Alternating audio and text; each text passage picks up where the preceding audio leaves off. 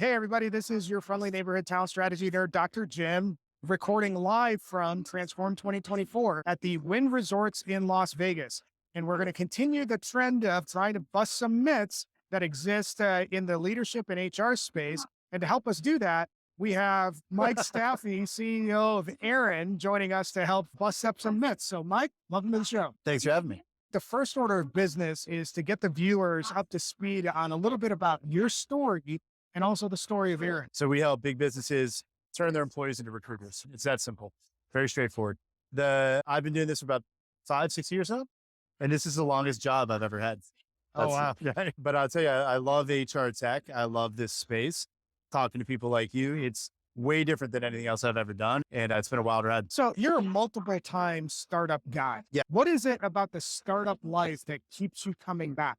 Somebody asked me this earlier. You have a little bit of OCD. So everybody has a little bit of OCD. It's like when you clean a room and it's like spotless and you just got to keep looking at it. And you're like, it feels good. Like I've achieved the thing that makes me feel happy. I look at startups like that, like the outcomes of what you do, you can see that impact, whether it's like, oh, you like grew the business or you just even made a cool marketing poster, something like that. You stare at it and you just soak it in. And you're like, this is why I'm doing it. Like it manifests as like OCD, just smoothing over. It's really cool. It sounds like you're chasing endorphins because the way that I hear what you're saying is that you want to see that immediate impact because it gives you that rush and you can see how your work is driving the business. Exactly right. Like it's a high, right? You're chasing the high. That's great perspective. I guess one of the things that I'm curious about is ERIN is an app that's in the employer referral space. Why did you pick that spot within the entire employee lifecycle to choose as the one that you're going to solve? I lived my childhood saying, I'm going to make referrals great for everyone. It's a lifelong dream. Honestly, we're looking for areas of improvement. Like in recruitment just seemed on the surface, like why are people outsourcing anything for recruitment? And there's a reason for that, but could you supplement that another way? Ultimately, we ended up on referrals and doubling down on that and achieving what ultimately became a workflow tool. Like we're an enterprise workflow tool.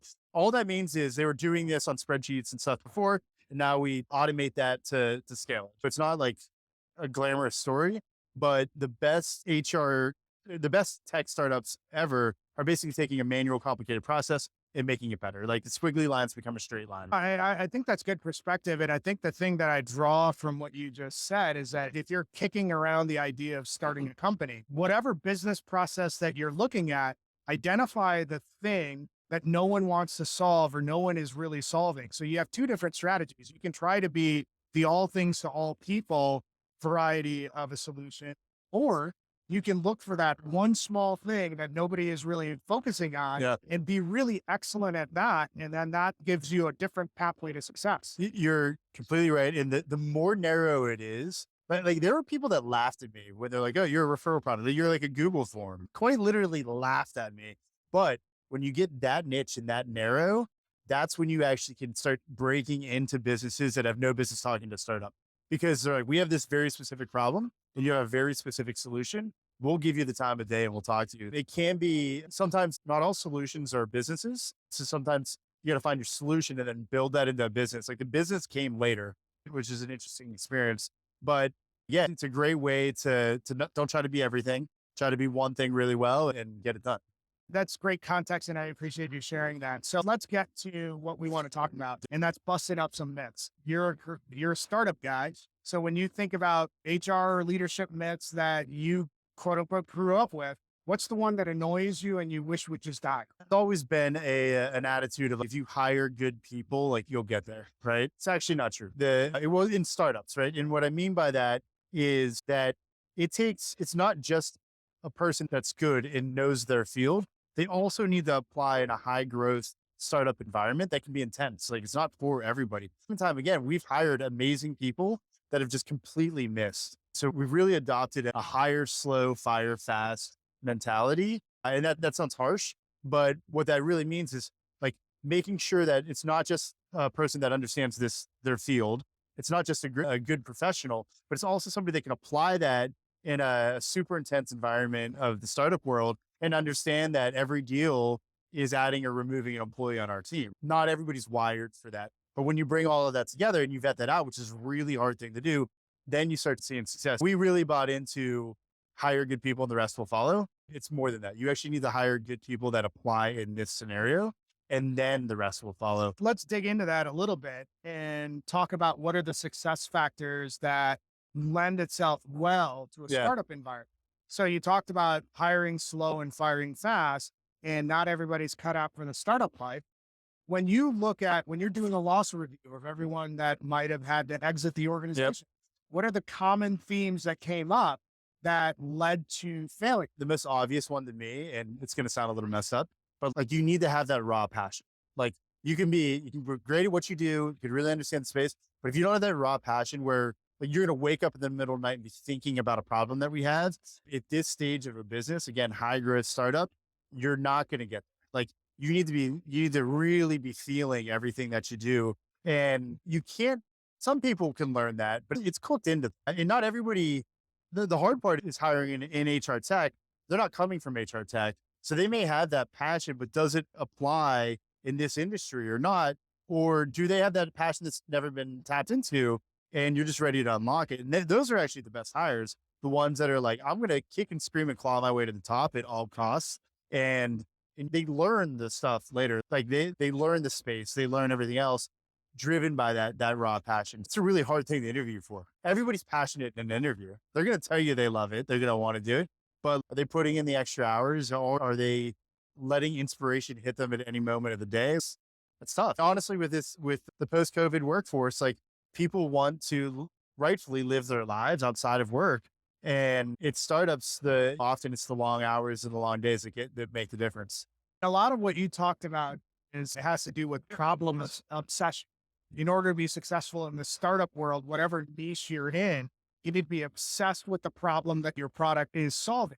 Yeah. So my question to you is, when you're trying to validate a candidate on the level or degree of problem obsession that they have, what are some of the things that you've done in the interview process that helped identify somebody that's going to work out and somebody that might not be as successful? Yeah. And not everyone's going to enjoy this, but like part of it is to see anybody can put up a solid game for a call or two. There's got to be a little bit of interview fatigue where like, when did this start falling apart? And like, when can you really see through kind of the veil that they've put up? Because they're on top of their game. They're there to sell you. How do you break them down so that you can start seeing things? And part of them is giving them some homework to say like, how would you approach this? There's no wrong answer. Like the answer you come up with will actually not be the right answer, but I want to know how you're thinking about it. And again, I don't want to abuse people's time or ask too much of them, but when you're hiring for leadership roles in this space, like you need to put them to the test, and that's wear them down and put them to work.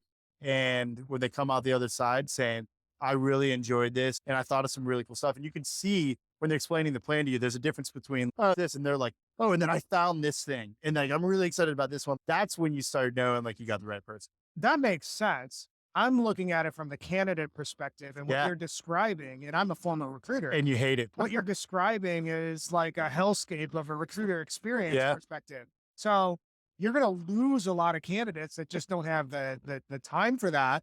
And there could be some impact on your brand in the marketplace. So what are the things that you're doing to guard yourself or insulate yourself from those sort of things happening? You don't want to put somebody through an experience that they're not ready for. So I think the easiest way to minimize that is to tell them up front, this is our process, right? And this is where we're going to go. And each stage, I'm going to pass you along. So like some people may self-select out. Like I've had people, hey, like I have other job offers. Like I need to know in a week and a half. And I'm like, we cannot do it in a week and a half. Just like hiring slow does not happen in a week and a half. So you need to be transparent and upfront about that. You need to openly communicate with people about what's going on. And the ones, I agree with you that it may filter out, like you may filter out some really solid candidates, but ultimately like you got to believe in some of the evidence of the process that you've put together and the results that you've seen in other cases.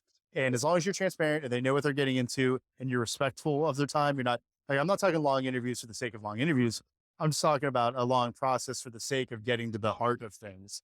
I think the right people will respect that and just treat them like humans every step of the way. Your point about transparency is fair. And I think that it's necessary. I've been on the other side of it where I've been a recruiter and sometimes even a candidate where you're going in thinking that this is the last step and then 3 more steps get thrown in front of you Yeah. and you're like, what the hell is going on? Great insights. And I appreciate your perspective and sharing your philosophy on why hiring slow is the better way to go, especially if you're in a high growth startup, to make sure you're maximizing each hire. So if people want to continue the conversation with you, what's the best way for them to get in touch with you? Check us out at erinapp.com, erinapp.com, or find me on LinkedIn. Thanks for hanging out with us, Mike, and helping us bust a myth. Stay tuned for more.